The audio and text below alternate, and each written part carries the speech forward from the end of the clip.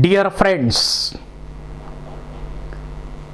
next important chapter of reproduction unit is sexual reproduction in flowering plants म्हणजे एंजिओस्पर्म्स. इव्होल्यूशनच्या प्रोसेसमध्ये Thallophyta पासून Bryophyta बनले, Bryophyta पासून टेरिडोफायटा बनले, टेरिडोफायटा पासून जिम्नोस्पर्म बनले आणि जिम्नोस्पर्मचं इव्होल्यूशन होऊन एंजिओस्पर्म अस्तित्वात आले. आज जर आपण लँड वरती पाहिलं तर लँड इज डॉमिनेटेड बाय एंजिओस्पर्म्स. का? कारण बाकीच्या ग्रुप्सना जे प्रॉब्लेम्स आले ते प्रॉब्लेम सॉल्व करायचा प्रयत्न एंजिओस्पर्मने केला आणि म्हणून आज लँड वरती डॉमिनंट ग्रुप आहे एंजिओस्पर्म्स. आणि एंजिओ म्हणजे काय? Enclosed. Sperma means seeds. Seeds are enclosed in fruit असा त्याचा शब्दाशी अर्थ आहे. So presence of fruit is unique character of angiosperm. सर्वात महत्वाची युनिक कॅरेक्टर आहे एंजिओस्पर्मची प्रेझेन्स ऑफ फ्रूट. आणि या एंजिओस्पर्मचं सेक्शुअल रिप्रोडक्शन आपल्याला स्टडी करायचं आहे. यापूर्वी 11th मध्ये मॉर्फोलॉजी ऑफ फ्लावरिंग प्लांट या चॅप्टरमध्ये फ्लावरचं डिटेल स्ट्रक्चर स्टडी केलेलं आहे आपण. इथं फक्त ब्रीफ एक्सप्लेनेशन मी देणार आहे. त्यानंतर या एंजिओस्पर्म मध्ये नॅचरल व्हिजिटेटिव्ह मेथड्स आणि आर्टिफिशियल व्हिजिटेटिव्ह मेथडचा स्टडी आपण रिप्रोडक्शन इन ऑर्गॅनिझम या चॅप्टर मध्ये केलेला आहे. आता इथं आपण सेक्शुअल रिप्रोडक्शनचा स्टडी करतोय. सेक्शुअल रिप्रोडक्शनच्या प्रोसेससाठी एंजिओस्पर्मनी स्पेशल ऑर्गन तयार केलेला आहे, flower. Flower is highly condensed and modified shoot specially designed for sexual reproduction. एंजिओस्पर्मनी सेक्शुअल रिप्रोडक्शनच्या प्रोसेससाठी स्पेशल तयार केलेला ऑर्गन म्हणजे फ्लावर. अतिशय महत्वाचा फ्लावर ऑर्गन तयार केला सेक्शुअल रिप्रोडक्शनच्या प्रोसेससाठी. It is highly condensed and modified shoot specially designed for sexual reproduction. इथं टिपिकल फ्लावरचं स्ट्रक्चर आपण काढलेलं आहे, फोटोग्राफ मध्ये दाखवलेलं आहे. The typical flower consist of two main parts like floral axis and floral whorls. Floral axis मध्ये पुन्हा 2 पार्ट येतात. हा जो पार्ट आहे त्याला पेडिसेल म्हणायचं. स्टॉक आहे त्याला पेडिसेल म्हणायचं. आणि दुसरा पार्ट हा आहे रिसेप्टॅकल, थॅलॅमस किंवा taurus. Pedicel is a stalk of flower. Flowers having pedicel are called as pedicellate. Flowers without pedicel are called as sessile flowers. फ्लावरला प्रॉपर पोझिशनला ठेवणे आणि न्यूट्रिएंटचा सप्लाय करण्याचं काम इथं केलं जातं. वॉटर मिनरलचा सप्लाय सुद्धा केला जातो. आपण पाहतो सिनेमामध्ये फुलं देताना हिरो हिरोईनला फूल देताना असं देतो कारण पेडिसेल आहे म्हणून. पेडिसेल नसता तर ओंजळीनं द्यावं लागलं असते फ्लावर्स. तर पेडिसेल हा स्टॉक. त्याच्यानंतर त्याच्यावरती इथं हायली कंडेन्स झालेला जो पार्ट आहे त्याला आपण म्हणतो रिसेप्टॅकल किंवा थॅलॅमस किंवा टोरस असं आपण त्याला म्हणतो. It consist of 1, 2, 3, 4 nodes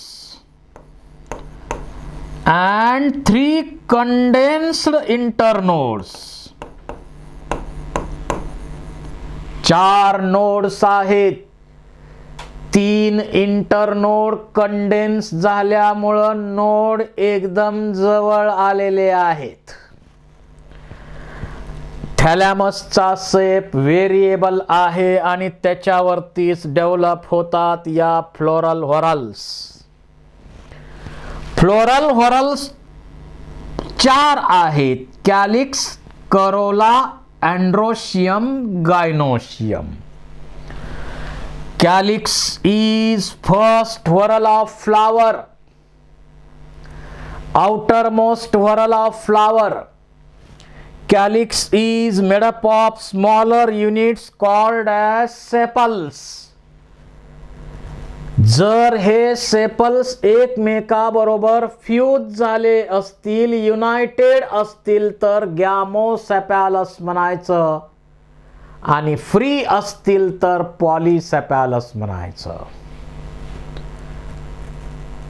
bird condition मध्ये असताना इनर व्हॉरलचं प्रोटेक्शन करणे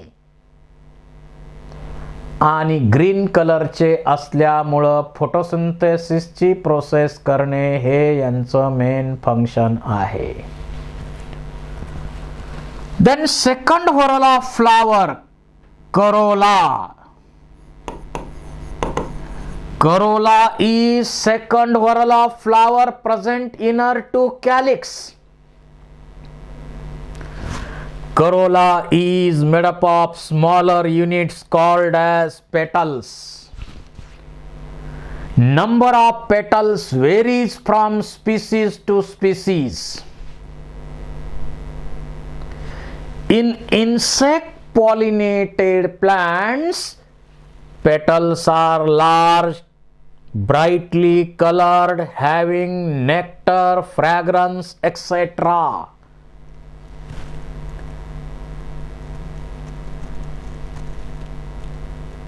Functions: protect inner whorls, and in insect pollinated plants they attract insect for pollination. Calyx आणि करोला या व्हॉरल्स रिप्रोडक्शनच्या प्रोसेसमध्ये डायरेक्ट पार्टिसिपेट होत नाहीत आणि म्हणून त्यांना आपण नॉन इसेन्शियल किंवा ॲक्सेसरी व्हॉरल्स म्हणायचं म्हणू शकतो. मग इसेन्शियल व्हॉरल्स कोणत्या? तर अँड्रोशियम आणि गायनोशियम या 2 व्हॉरल्स इसेन्शियल व्हॉरल्स आहेत. मेन व्हॉरल्स आहेत कारण रिप्रोडक्शनच्या प्रोसेसमध्ये प्रत्यक्ष भाग घेतात या whorls. Androecium is male reproductive whorl of flower. Androecium is made up of smaller units called as stamens. Number of stamens varies from species to species.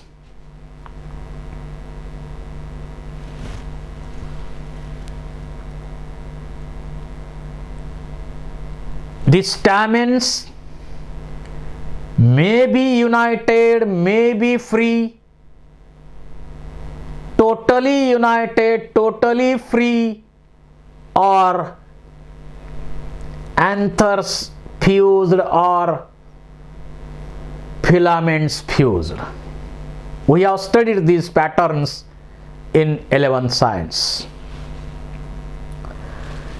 Each stamen consists of filament which raise the anther at proper height. and supply nutrients. And anther or pollen bags, most important structures which produces pollen grains. Then gynoecium, female reproductive whorl of flower, innermost whorl of flower. It is made up of smaller units called as carpels. Number of carpels varies from species to species. If single carpel is present, it is monocarpellary. 2 carpels are present bicarpellary. 5 carpels are present pentacarpellary. Many carpels are present polycarpellary.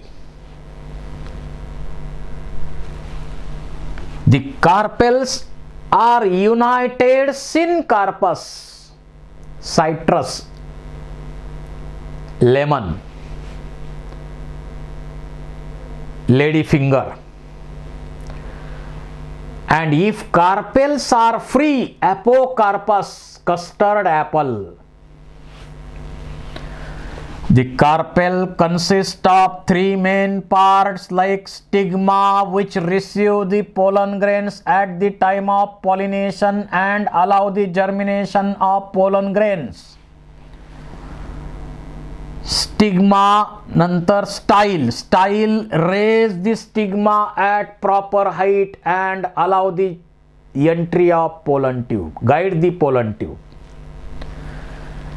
Ovary produces ovules. आता 4ही part flower मध्ये असतील तर ते typical flower झालं. जर फक्त androecium flower मध्ये असेल तर स्टॅमिनेट फ्लावर्स, मेल फ्लावर्स. फक्त गायनोशियम असेल म्हणजे या इसेन्शियल व्हरल पैकी तर त्याला आपण पिस्टिलेट फ्लावर्स म्हणतो, फिमेल फ्लावर्स म्हणतो.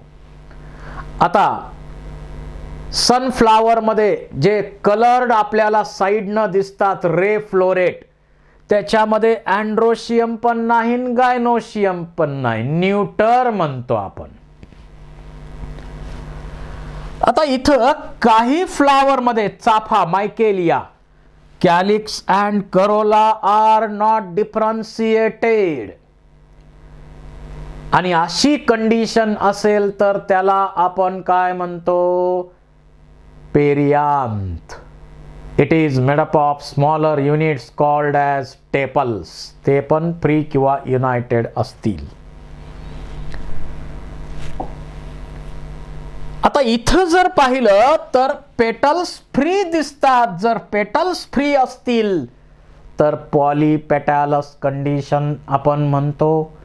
जर पेटल्स युनायटेड असतील, जसं धतुरा म्हणतो आपण त्याला, पेटल्स युनायटेड आहेत, त्याला आपण काय म्हणतो, गॅमोपेटॅलस. इथं फ्लावर्स आपल्याला दिसतात पॉलीपेटॅलस कंडिशन असलेले. त्यानंतर जे फ्लावर तयार होतं ते फ्लोरल प्रायमॉर्डियम किंवा फ्लोरल बड पासून तयार होत असतं. इनफ्लोरेसन्स मध्ये फ्लोरल बड तयार होतात आणि फ्लोरल बड पासून फ्लावर्स तयार होत असतात. फ्लोरल बड पासून फ्लावर तयार होत असतात. या फ्लावर मध्ये मेल रिप्रोडक्टिव्ह व्हरल, कारण प्रत्यक्ष रिप्रोडक्शन मध्ये भाग घेणाऱ्या अँड्रोशियम, गायनोशियम व्हरल आहेत म्हणून त्यांना इसेन्शियल व्हरल आपण म्हणतो. Male reproductive whorl androecium, female reproductive whorl gynoecium. इथं जर आपण पाहिलं तर अँड्रोशियम मेल रिप्रोडक्टिव्ह व्हरल आहे, स्टॅमेननी बनलेली आहे आणि प्रत्येक स्टॅमेन मध्ये फिलामेंट आणि अँथर हे पार्ट आहेत. फिमेल रिप्रोडक्टिव्ह व्हरलला गायनोशियम आपण म्हणतो. कार्पेलनी बनलेली आहे आणि कार्पेलमध्ये स्टिग्मा, स्टाईल आणि ओव्हरी हे महत्वाचे पार्ट येतात. इथं आता आपल्याला डिटेल्स जे पाहायचे आहेत ते अँड्रोशियमचे पाहिजेत. You know, androecium is male reproductive whorl of flower. Androecium is made up of smaller units called as stamens. Each stamen consists of filament and anther. Filament and anther. हे फिलामेंट आहे, anther आहेत. हे इथं anther दिसत आहेत, filament दिसत आहेत.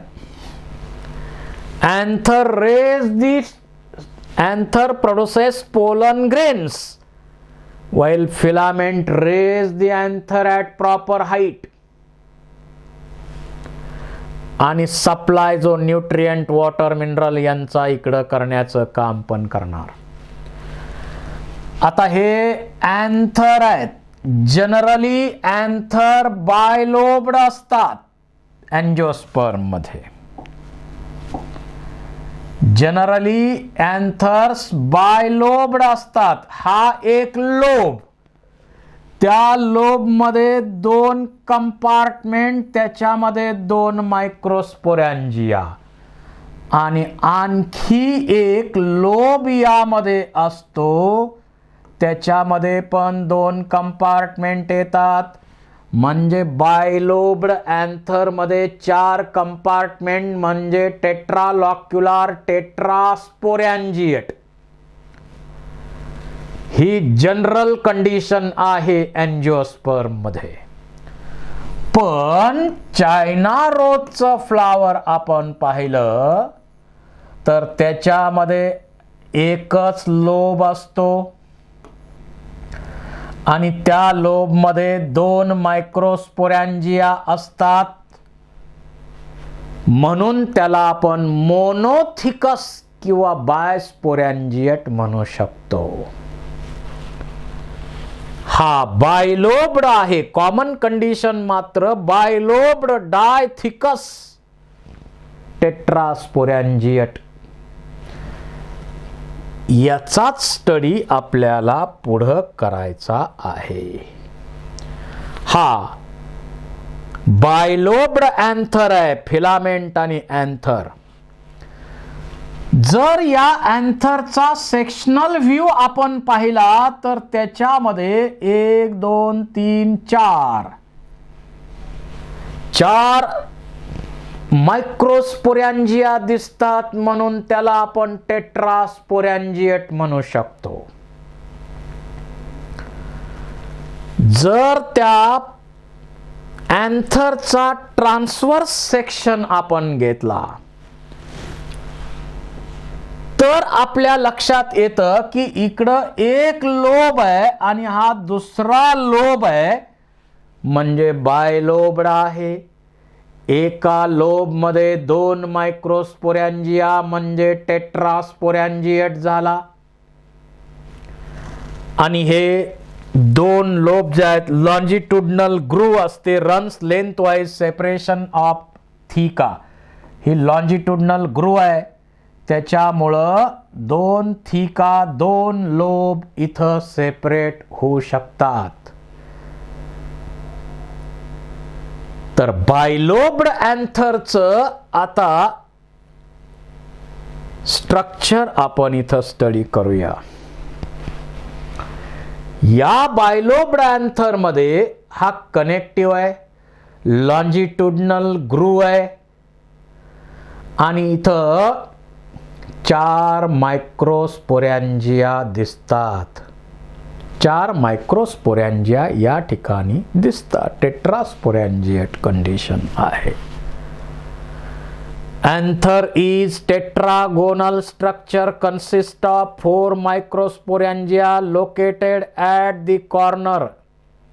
Corner ला आहे. प्रत्येक लोबच्या. Microsporangia develops to pollen sacs. They extend longitudinally all through the length of anther and packed with pollen grains. आता यामध्ये जर आपण पाहिलं तर या अँथर मध्ये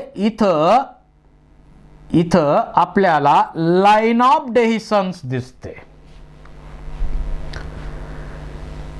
बाकीच्या भागामध्ये अल्फा सेल्युलोजचं थिकनिंग पाहायला मिळतं, पण जिथं लाईन ऑफ डेहिसन्स आहे, इथं लाईन ऑफ डेहिसन्स आहे, त्या ठिकाणी हे थिकनिंग अल्फा सेल्युलोजचं नसतं, थिन एरिया त्या ठिकाणी असतो, म्हणून डेहिसन्सच्या प्रोसेसमध्ये मदत होते. आता हा अँथर बनतो कसा, डेव्हलपमेंट कशी होते? ड्युरिंग डेव्हलपमेंट ऑफ अँथर पहा, इथं 1 2 3 आणि 4. इथं प्रत्येक ठिकाणी एक हायपोडर्मल आर्किस्पोरियल सेल किंवा आर्चिस्पोरियल सेल डेव्हलप होते. इपिडर्मिसच्या खाली डेव्हलप होते, म्हणून त्याला आपण हायपोडर्मल म्हणतो. आणि या आर्चिस्पोरियल सेल मध्ये पेरिक्लिनल डिव्हिजन होते आणि 2 सेल बनतात. 2 सेल बनतात, एक म्हणजे प्रायमरी परायटल सेल आणि दुसरी प्रायमरी स्पोरोजिनस सेल. त्यापैकी प्रायमरी परायटल सेल पासून अँथर वॉल्स किंवा परायटल वॉल्स तयार होतात आणि प्रायमरी स्पोरोजिनस सेल पासून स्पोरोजिनस टिश्यू तयार होतो. आता एवढा एकच मायक्रोस्पोरॅन्जियम जर आपण एनलार्ज केला तर आपल्याला काय दिसेल? इथं अँथरचे वॉल्स जे आहेत, काही जण 3 म्हणतात, काही जण 4 म्हणतात. इपिडर्मिसला कुणी यात घेतात, कुणी घेत नाहीत, अगोदरच तयार झालेला आहे म्हणतात. ठीक आहे. दिस इज इपिडर्मिस और एक्झोथेशियम. एपिडर्मिस किंवा एक्झोथेशियम प्रोटेक्शन इनर पार्टचं करणे हे function. Then it is followed by radially arranged layer of cells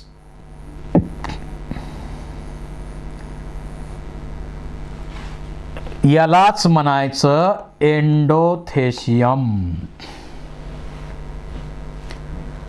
एंडोथेशियमच्या cells hygroscopic म्हणजे वॉटरचं अट्रॅक्शन त्यांना नसतं आणि इथं कॅलोज थिकनिंग असतात. फायब्रस थिकनिंग मॅच्युरिटीच्या वेळी तयार होतात. यामध्ये अल्फा सेल्युलोज आहे. अल्फा सेल्युलोज त्या ठिकाणी आहे. At the time of dehiscence or breaking of anther, cells of endothecium during dry condition, dry weather, lose water, creates a pressure, and dehiscence or breaking of anther takes place and pollen grains are released for pollination. Then it is followed by 1 to 3 middle layers.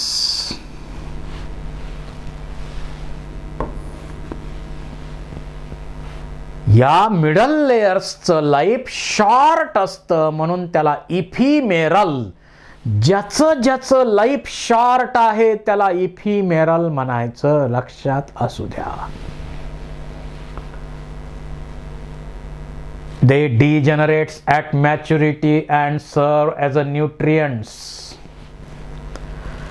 आणि त्यानंतर सर्वात महत्वाचा innermost wall layer, त्याला आपण म्हणतो tapetum. Innermost wall layer of anther, tapetum. Tapetum amoeboid आणि secretory अशा 2 टाईपचा असतो. हा प्रिमिटिव्ह एंजिओस्पर्म मध्ये असतो आणि प्लाझ्मोडियम तयार करून नरिशमेंट करतो स्पोरोजिनस टिश्यूची. आणि दुसरा आहे ॲडव्हान्स, त्याला आपण सिक्रिटरी म्हणतो. तो टॅपेटम डिफ्युजनच्या प्रोसेसनं नरिश करतो डेव्हलपिंग पोलन ग्रेन किंवा sporogenous टिश्यूला. But both types of tapetum get degenerates at the time of maturity. इथं सेल्स एंडोमायटॉसिस आणि मायटॉसिस न डिवाइड होतात आणि त्याच्यामुळं या ठिकाणी मल्टी न्यूक्लिएट आणि पॉलीप्लॉइड कंडिशन निर्माण होते. तुम्हाला क्वेश्चन विचारला जाईल, मल्टी न्यूक्लिएट पॉलीप्लॉइड कंडिशन कशामध्ये पाहायला मिळते, तर टॅपेटम मध्ये. कारण इथली वॉल डिझॉल्व झाले, वॉल डिझॉल्व झाल्यावर मल्टी न्यूक्लिएट पॉलीप्लॉइड कंडिशन निर्माण होते. तर ऑलरेडी आपण बाकीच्या वॉल लेअरची चर्चा केलेलीच आहे, फंक्शन पण सांगितलेले आहेत. आता फक्त आपण चर्चा करणार आहोत most important wall, anther wall, parietal wall, टॅपेटमच्या फंक्शन बद्दल. टॅपेटम इनरमोस्ट लेअर आहे, तो डेव्हलपिंग पोलन ग्रेनला नरिश करतो, न्यूट्रिटिव्ह लेअर आहे हा. त्याचबरोबर जे पोलन ग्रेन 4 तयार होतात एका मायक्रोस्पोर मदर सेल पासून. एका मायक्रोस्पोर मदर सेल पासून जे 4 पोलन ग्रेन तयार होतात, हे पोलन ग्रेन इथं कॅलोजनं बाइंड केलेले असतात, सिमेंटिंग मटेरियल आहे ते. परंतु मॅच्युरिटीच्या वेळी हे सिमेंटिंग मटेरियल डिझॉल्व होऊन 4ही पोलन ग्रेन एकमेकापासून सेपरेट व्हायला पाहिजेत आणि त्याच्यासाठी हे कॅलोज नावाचा जो कंपाऊंड आहे, कॅलोज नावाचा कंपाऊंड आहे, तो डिझॉल्व करण्यासाठी कॅलेज नावाचं एन्झाईम टॅपेटम सिक्रीट करतं आणि मग हे सिमेंटिंग मटेरियल डिझॉल्व होईल आणि 4 पोलन ग्रेन वेगळे होतील. त्याचबरोबर ऑक्सिजन प्रोडक्शन पण या टॅपेटम मधून होतं, ते पोलन ग्रेनच्या पासून मेल गॅमेटोफाइट बनण्यासाठी मदत करणार. त्याचबरोबर काही पोलन ग्रेन येलो कलरचे आपल्याला दिसतात, त्याच्यावरती पोलन किट असतं आणि पोलन किट मध्ये फॅटी कंपाऊंड्स कॅरोटीनॉइड्स असतात. इन्सेक्टच्या बॉडीला चिकटण्यासाठी हे मॉडिफिकेशन आहे. ते पण टॅपेटम तयार करतो. त्याचबरोबर या टॅपेटम मध्ये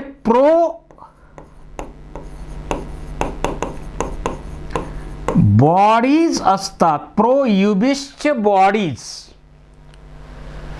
These proubisचे bodies are coated by sporopollenin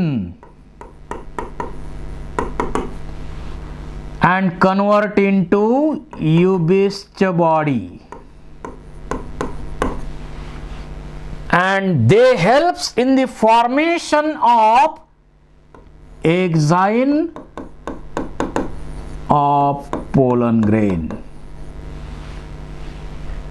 pollen ग्रेनचं एक्झाईन या टॅपेटम मुळे तयार होतं, कारण ते स्पोरोपोलेनिन बनलेलं असतं. तर असा अतिशय महत्वाचा इनरमोस्ट वॉल लेयर आहे टॅपेटम. त्या टॅपेटमच्या आत इथं आता डिप्लॉइड सेलचं हे जे मास आहे त्या मासला म्हणायचं स्पोरोजिनस टिश्यू. मॅच्युरिटीच्या वेळी, at maturity,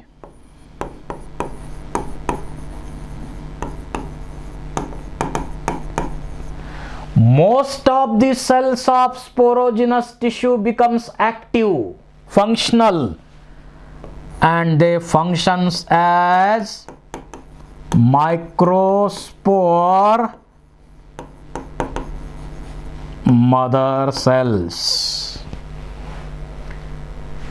Each microspore mother cell undergo meiosis division to produce 4 microspores or pollen grains which are arranged in tetrad.